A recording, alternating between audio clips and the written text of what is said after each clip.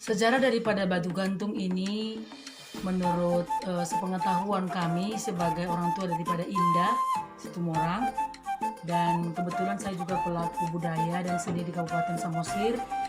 Konon katanya dulu adalah satu keluarga yang miskin namanya Seruni.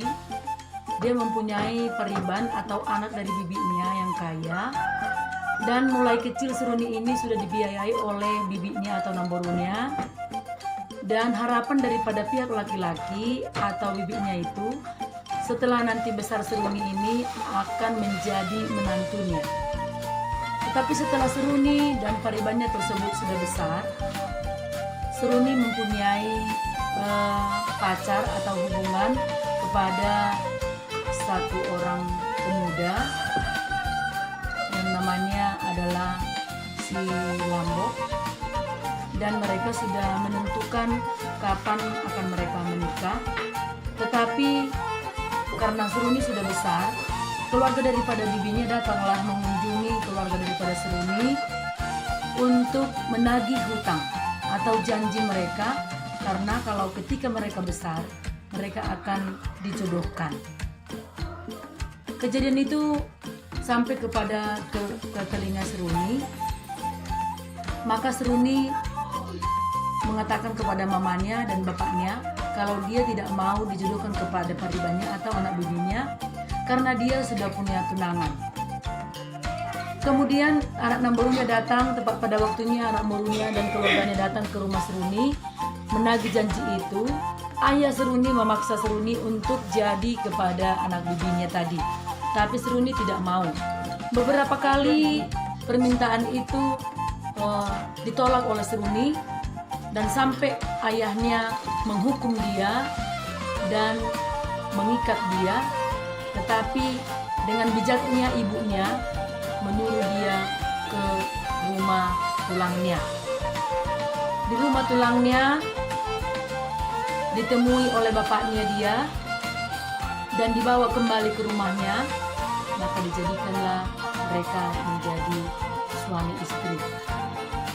Dengan secara terpaksa Seruni pun memaui orang tuanya supaya orang tua perempuan tidak merasa malu, dan bapaknya juga tidak merasa malu. Di satu malam setelah mereka melaksanakan pernikahan, mereka tidur layaknya sudah selesai pesta.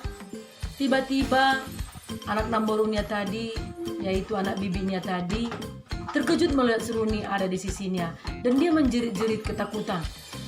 Seperti begini suaranya, "Ibu, ibu, siapa ini di samping saya? Kok ada perempuan?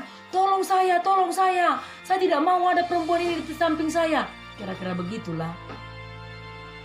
Menangislah Seruni, menyesali perbuatan daripada orang tuanya.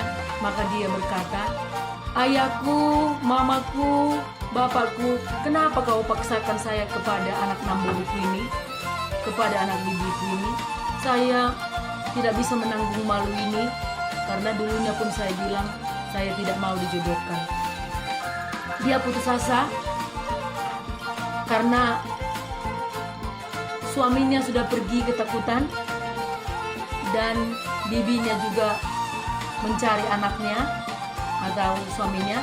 Dia semuanya mengumpulkan benang-benangnya dan barang-barangnya, dan dia mengatakan, "Saya tidak bisa menanggung malu ini, ayah. Saya akan mati bersama-sama dengan semua dukaku." Dikumpulkannya lah benangnya, dibawakanlah bajunya semuanya. Dia pergi tengah malam ke tepian Danau Toba.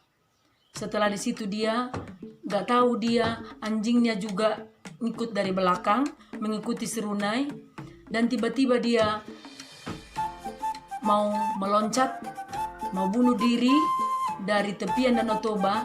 Ternyata dia tergantung di batu yang ada di tepi danau tersebut. Melihat kejadian itu, anjingnya juga ikut melompat, karena selama ini anjingnya itu sayang kepada Seruni. Kemudian tidak dia terjatuh karena rambutnya panjang.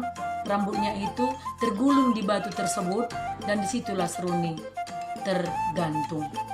Semua mencari dia pada malam itu, termasuk suaminya dan keluarga suaminya, dan suaminya dan keluarganya mencari ke rumah Seruni.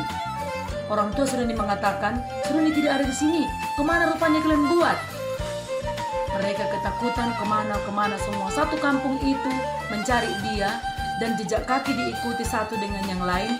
Sampailah mereka di tepian Danau Toba, dan dilihatnya anjingnya sudah tergantung di situ, dan melihat anjingnya itu tergantung, mereka yakin kalau Seruni juga tergantung di batu tersebut.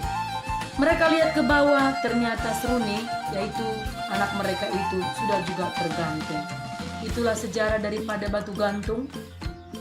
Maka pesan moral dari sana, supaya kita orang tua tidak boleh memaksakan anaknya kepada siapapun, walaupun itu karena ada janji, ada kekayaan, ada utang budi. Kalau memang kita dia tidak mau kita jodohkan, jangan kita paksakan. Itulah sejarah daripada batu gantung yang bisa saya sampaikan sebagai orang tua daripada Indah Natalia Situmorang, dan juga menjadi pelaku seni budaya di Kabupaten Samosir. Horas, horas, horas.